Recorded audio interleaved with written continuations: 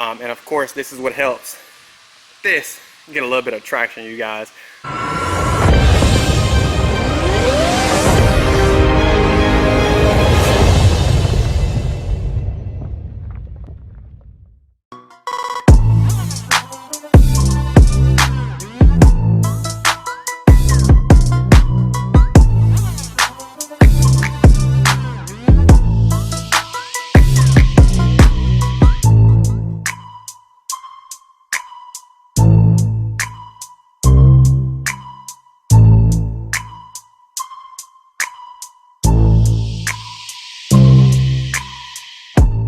What is going on, YouTube? I am back with another video, you guys. All right, and I have a different kind of beast behind me, man. I have the Redeye behind me. I am going to be showing you guys, all right, how to put together and take apart your beadlock. All right, now this is one of those things that everybody does it a little bit differently, and each beadlock brand, etc., has different torque specs, all kinds of stuff, right?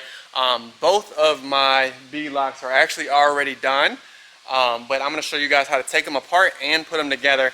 That way you get a full in-depth detail of basically doing it yourself, man, as long as you have the right tools, etc. But we're going to dive into it, and let's go. Alright, these are my FORGESTAR F14 beadlocks in the satin black with the gloss black actual beadlock, the rim itself. And I have them on 305s. Mickey Thompsons. These are the SS's. These are street radials.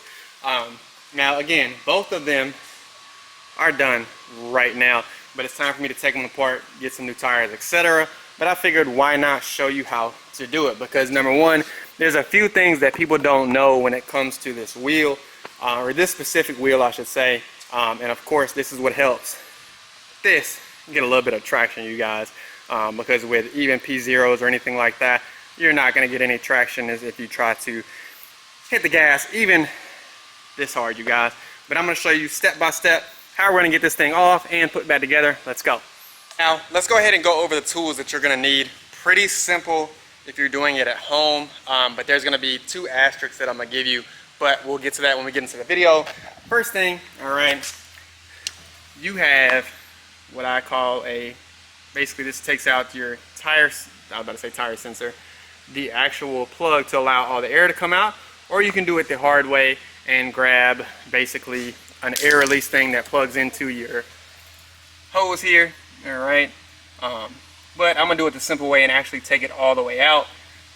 You will also need, just for the actual tire sensor to pull it through when you put the new tire back on, but again, we'll get to that. Right, a torque spec wrench. All right, we'll get to that as well, and what our shop calls a good ugga-dugga. So the first thing, all right, you can see I went ahead and took this off. All right, we are going to take our tool, okay, and we're going to spin it out, you guys, and you'll hear all the air come out shortly.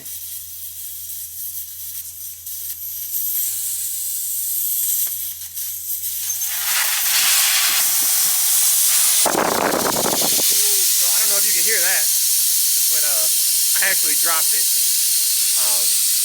down in here. I can't even get it with my hand. I'm going to have to lift the tire up once it's done. All right, now that all the air is out, all right, we are going to use our ugga-dugga, right? Some people will tell you not to use one, but if we're taking it off, I'm going still in a star pattern to make sure everything is even. But it just makes it easier, you guys. It's one of those things that it's up to you. Definitely putting it on, I use a torque wrench, but taking it off, I'm just trying to get them out. So we're going to go bit by bit, or bolt by bolt, I should say, and take them out. Again, you will see, all right, we're going to go in a star pattern. All right, from FORGESTAR, it is a 10 millimeter. You're just going to, all right, I'm going to come down here to what I consider my 6 o'clock. Okay, my 9 o'clock. All right, my 3 o'clock. And then we're going to work from there, you guys. And again, it's in a star pattern, so then we'll go at angles. All right, and I'll get back on the camera when it's off.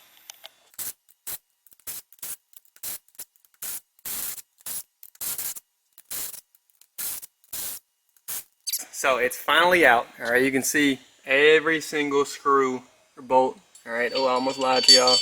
Look at that, one left. Is out. I left the washers in, that way I don't have to keep up with them. I'm gonna pick this up.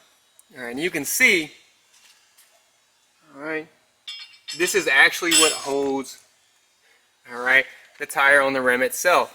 And it is a little bit of a pain to get it unsealed, you guys. Everybody's a little different with how the wheel sits, and you can even see mine was sitting a little bit further in on this side versus this. But yeah, we're gonna get this off and get a new one on using this machine, all right, and a bar to get it pried out. I'm not gonna show that process because you actually need a machine for that, but you're gonna get in between here, all right, and just get the actual seal up, and then you're able to take the tire off. But we'll get into it as soon as I get the tire back on. Again, they were already done, all right, the tires, etc., but I wanted to take them off and put them back on for you guys so you could see the actual process of it. I'm a little hot now, all right, but I ended up getting the tire all set up.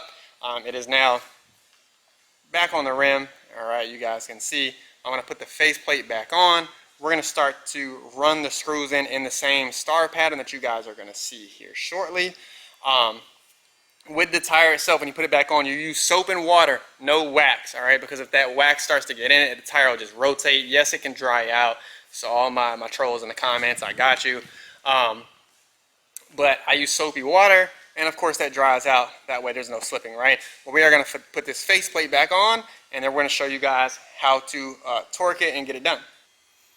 All right, so we are gonna take our F14 lock. We're gonna line it up to where they meet here, right? And you're gonna see, right, that the bars are gonna line up with each other a little bit. Right. And again, there's no tire pressure in here.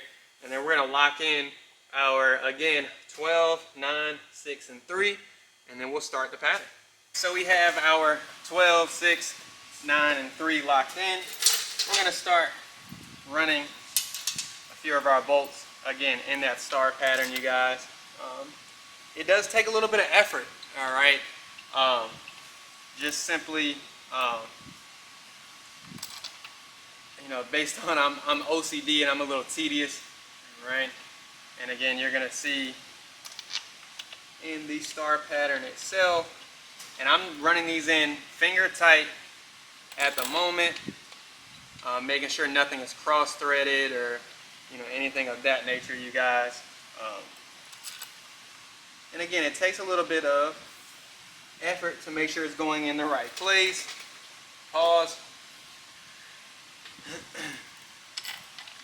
And then we'll start to get some air in this, make sure it's locked up. Again, I'm running them in just as little as we can. And then I'll get it up there to get some air in it, and you'll see how we tighten it up. All right, so I have all of them finger tight, you guys, all right, as much as I feel like I can. We're gonna put the valve stem back in here, again, with our trusty tool, and that is also have a spec on it that I can keep twisting and it won't go any further. So I'll show you guys that. All right, so we're gonna take our tool. We're going to twist it in, make sure it's in there nice and snug, and you're going to hear the snap. Alright, and after that snap, it will not tighten it up anymore. Best tool you can invest in, you guys. And what I'm going to do is add a little bit of air, and that's actually going to help me determine at where the tire is sitting and where air is coming out to make sure that there's no air coming out, that this is a full, tight bead lock. But again, I'm going to show you how to spec it first, and then we'll put a little bit of air in it.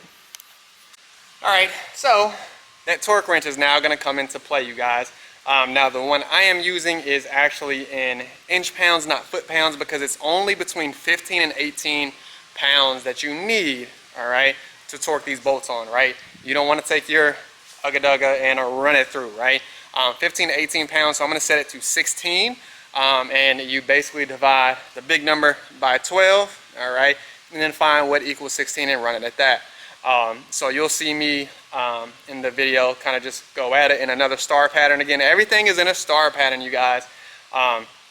We'll run them through, put some air in it, let it kind of sit, and then we'll go from there. All right, we are going to put our 10 millimeter, all right, back on our Ugga Dugga. Hopefully, oh, I said Ugga Dugga. This is the torque wrench. Look at me. We're going to go at our 190. Hopefully, you can see that in the camera. And again, we're going to go in a star pattern until this thing clicks, you guys. Pretty simple, same idea, all right? This is the most time consuming. You can see that all of them are finally torqued back in. This is where you find out how well you did beforehand. We're going to put some air back in it. We're going to get it all set. So, let me, it's hard to do with one hand, you guys. Grabbing, trying to fill it up. Maybe if I turn it on, it'd be nice, right? I'm gonna overfill and then take some out, you guys.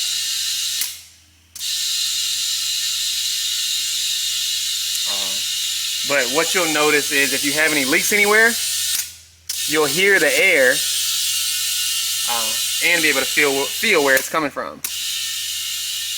We're already sitting at 12. I normally run these at 25 to get where I'm going, unless I trailer the car or put the wheels in the back seat. And when I actually run on the track, I run them at about 18. So we're getting there. Again, I am making sure that it's seated well. No air anywhere. Getting close.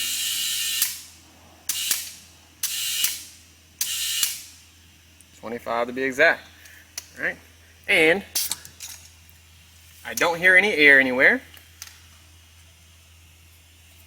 Look at that, you guys. The wheel is ready to be mounted on the Redeye. All right, so hopefully you guys got to see a easier way to put your beadlock on, or just a simple way to do so, right? There's a lot of videos out there. Everybody does it a different way. I know I didn't show how to put the tire on the beadlock, but again, these are already set and ready to go. I just wanted to show you guys how to take them apart and put them together, what spec to run them at. And again, this is just for the FORGESTAR F14 beadlocks. There's Weld Racing beadlocks. There's 10s and 20s, 30 different kinds of beadlocks out there, right? This is the one I prefer. It was a cheaper route than going the $1,000 for the Weld beadlock that you see on Weld Racing. But all the same, everybody's a little bit different. The actual beadlock is still a little bit heavier than your normal weld, rear weld or whatever you want to call it. Still waiting on some skinnies for up front, but hopefully you guys enjoyed the video, learned a little bit about how to put them together. Honestly, putting the tire on is sliding it over top, making sure it seats well, filling it up with air, make sure it sits, taking the air out, and of course the soapy water, etc., to get it to slide over the rim, because they're pretty easy, especially with a beadlock. And then of course you have to take the time. All right, I've been here for about an hour to make sure it fits right, torquing everything, and that is a wrap.